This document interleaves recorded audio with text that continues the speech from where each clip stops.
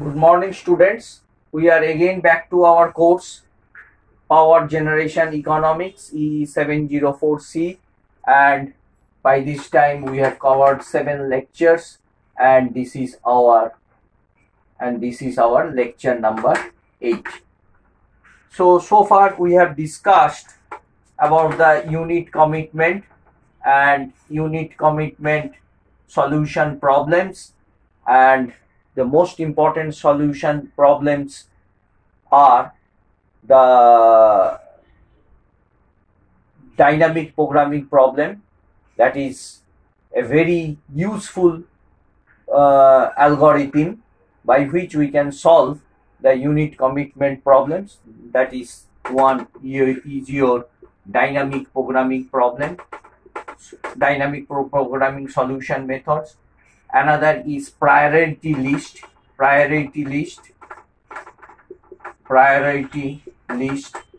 solution methods. Another one is Lagrange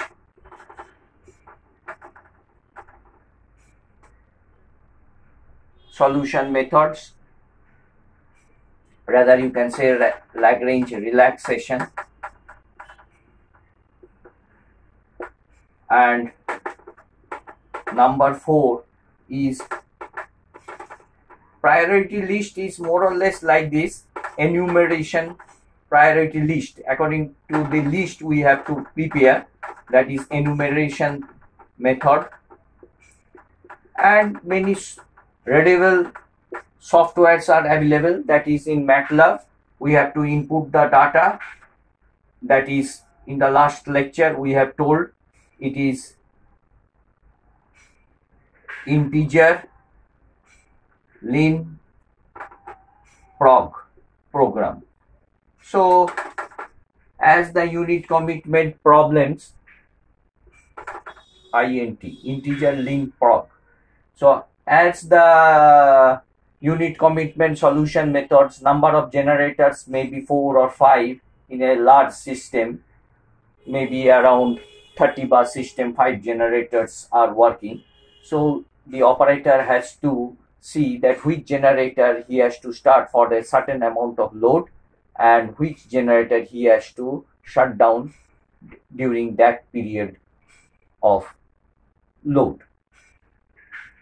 So we have discussed vividly the dynamic programming solution method. We have make you understand the priority list method, enumeration methods, and the MATLAB programming is also done by integer len prog. We can also solve by this programming method the solutions, and we can get the exact solutions. And so far we have discussed the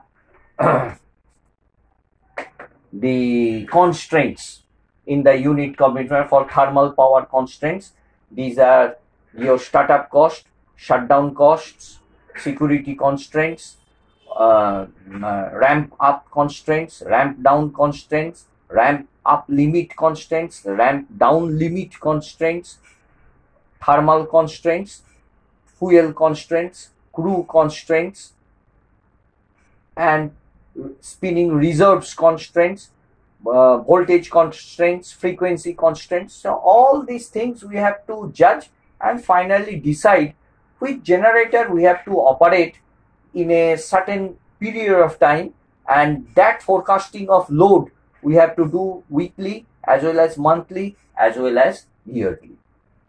So this forecasting of load is very important, and which generator has to operate in the future, that the operator has to decide prior to the working time.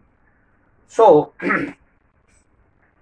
here in the last class we have discussed about the enumeration scheme, and we have discussed suppose there are 3 units.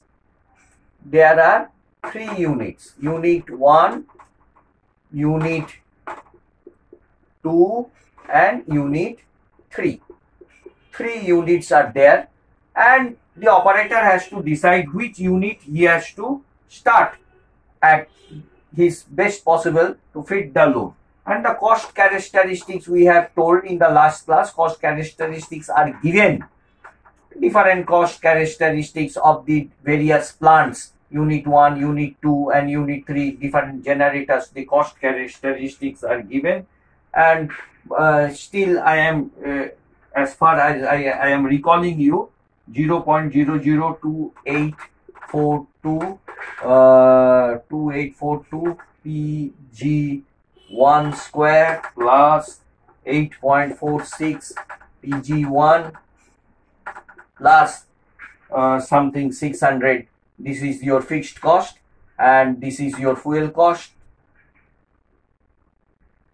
and this is all about your generator characteristics. This is your fuel cost, this is your fixed cost, and this is your generator characteristic. And the second unit is 0.002936 Pg2 square plus 8.32 Pg2 plus it is given as 420, and all these are in rupees per hour, and the third generator, the cost is given 0.00644 Pg3 square plus 9.884 Pg3 plus it has been given as 110 rupees per hour. So suppose 3 units. So what are the combinations you will be getting? How many combinations you will be getting? Very easily we can say 2 to the power 3 as 3 number of units minus 1, that is 7 combinations. So what are the combinations? Rather we can say, taking as the first combination, none of the units are operating, 0, 0, 0. Then we can easily say, suppose this is your unit 3, this is your unit state of the unit 1, 2 and 3. All 3 are in the off state. Let it be on the on stage. This one be the on stage. You see. Then these two be with the combinations. Then likewise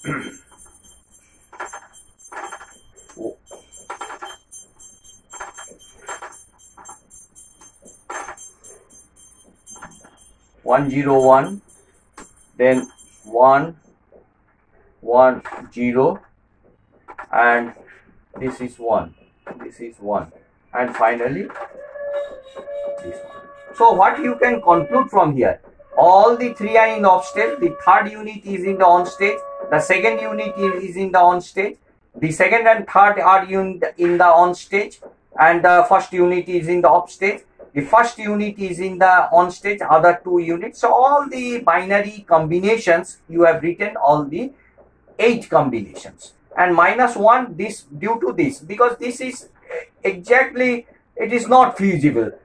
It has been asked to satisfy the load. I am not satisfying, so this is not feasible. So that's why it is minus 1. And you see 1, 2, 3, 4, 5, 6, 7 combinations. So if the number of units are 3, you will be getting exactly 7 combinations. Now you have to see which one will be feasible. Now if you operate, now the first one he is having a load. This thing we have discussed also. Still I am brushing up your. So 200, first one, 200 is less than Pg1 is less than 450. And the second one was 150. 150 is less than Pg2. Pg2 is less than 450. And the third one, that means the generator can operate from 150 to 450. This first generator can operate, the minimum capacity is 200. At least this much capacity you have to keep it, and the maximum capacity you can give up to 450. So here it is the minimum capacity, is 150, this much. You can't go beyond 150, that is 100. You can't go. So the minimum capacity is 150, the maximum capacity is 450 megawatts. Similarly, for the third unit, the minimum capacity is 100, is less than PG3, is less than equal to 300. So you can see from this inequality sign that the 100 megawatt is in PG3 is in between 100 and 300. It can take 100 value because it is less than equal to. It can take even 300 value because it is less than or equal to. So these are the limits. But my load was told it is 600 megawatts. So is it possible? So for this one, the third unit itself to operate, which one is your third unit? So it has a capacity of only the maximum 300. So this is infeasible. That thing we have discussed very nicely. So out of this, you will be seeing that the cost is if I operate PG1 at 241, rather you can say 242 megawatt, and PG2 if you operate at 258 megawatt, and PG3 if you operate at 100 megawatt. I think if you add up all these things, the load will be satisfied. Load is satisfied. Okay, and this again tells that this is the minimum cost. Out of all this, you find out all the costs. You find out all the cost for all the combinations. And if you run the unit at PG1, when all the three units are in the on stage, so there will be a minimum cost. And what is the cost? I think you have found out 4858 rupees. 4858. So this much amount of rupees. Out of all this is the minimum cost. But this is also not feasible. First step, why it is not feasible? Because in a unit commitment solution, there are other constraints. There may be a simple crew constraints also. To run this generator, minimum, suppose crews are necessary at 2. So there are 4 crews. So can you operate all the 3 generators? So minimum. There are other constraints also, unit commitment. There is the most important problem is that if I operate this one, the first generator, I think, the first generator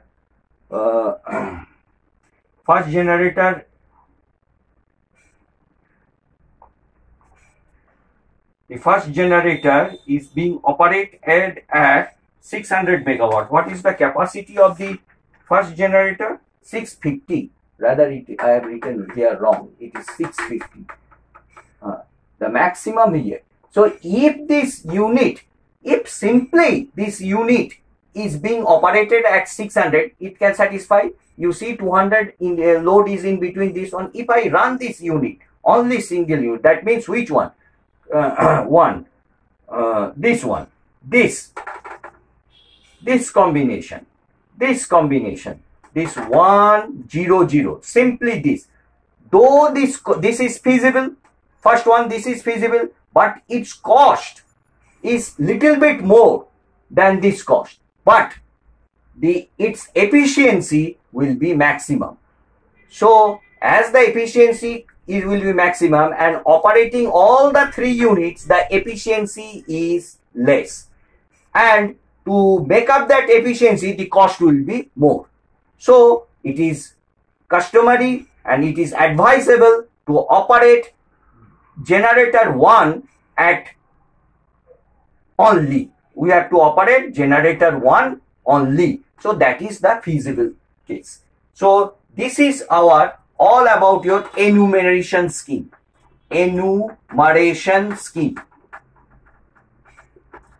So you have in enumeration scheme, what you have done, you have found out all the possibilities, find out the least cost, and see the efficiency, which one is feasible or to run a single unit having a more efficiency. To run the 2 generators, the efficiency, the operating point will be shifted. So that is also not feasible. And to run all the 3 units, though at a minimum cost, the efficiency will be changing to another point. So it is advisable to operate a single unit whose generation satisfies the load.